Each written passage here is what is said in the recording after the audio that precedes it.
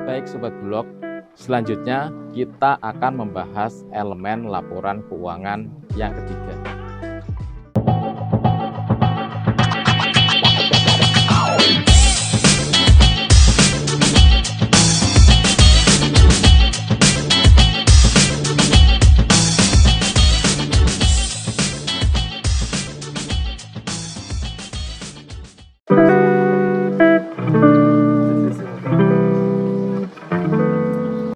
Yaitu perubahan modal. Kita tahu, selama perusahaan berdiri, maka pasti ada penyertaan modal. Kemudian ada juga apabila kita menghasilkan laba, maka laba tersebut akan diputar kembali yang biasa kita sebut sebagai laba ditahan. Kemungkinan juga terjadi atas laba itu ada pengambilan hasil usaha atau biasa disebut dengan cash dividend, sehingga mengurangi nilai dari modal yang kita miliki. Secara singkat, laporan perubahan modal merupakan laporan perubahan dari modal awal ditambah dengan laba rugi selama satu periode, kemudian dikurangi dengan cash dividend, sehingga kita peroleh modal akhir dari suatu periode laporan keuangan.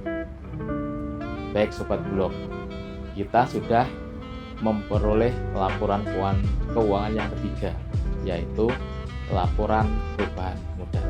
Salah satu hal yang penting dari bisnis adalah aliran uang masuk dan aliran uang keluar.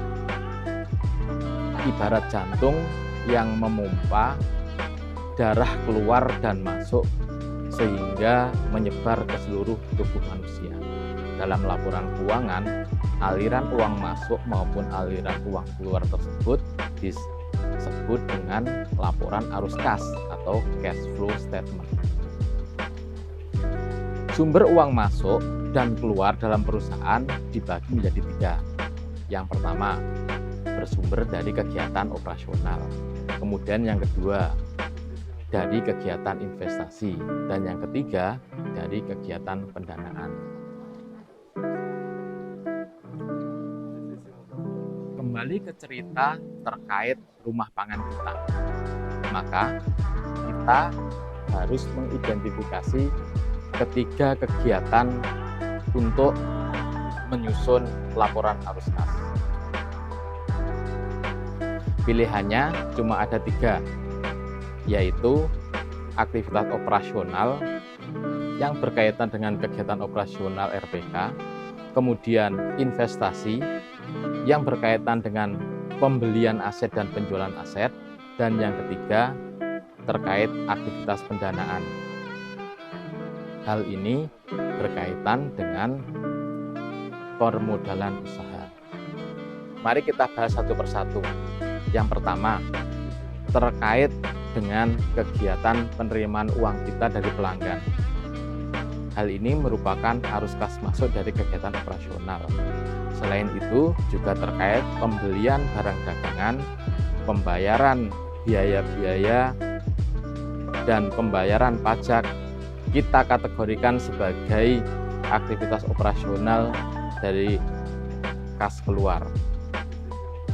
Kemudian yang kedua, terkait kegiatan pembelian aset tetap seperti mobil ataupun motor yang digunakan untuk kegiatan distribusi. Hal ini kita kategorikan sebagai kegiatan investasi. Dan yang ketiga adalah terkait dari permodalan, yaitu apabila kita memperoleh sumber pendanaan dari bank seperti KUR. Hal ini kita kategorikan sebagai kegiatan pendanaan.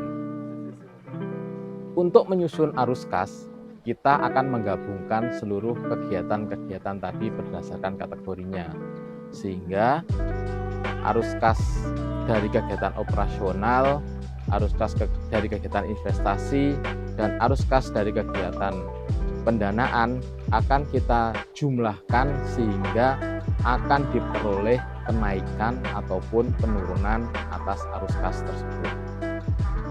Nah, dari kenaikan atau penurunan arus kas akan kita selisihkan dengan saldo kas di awal periode, sehingga akan ketemu saldo kas di akhir periode.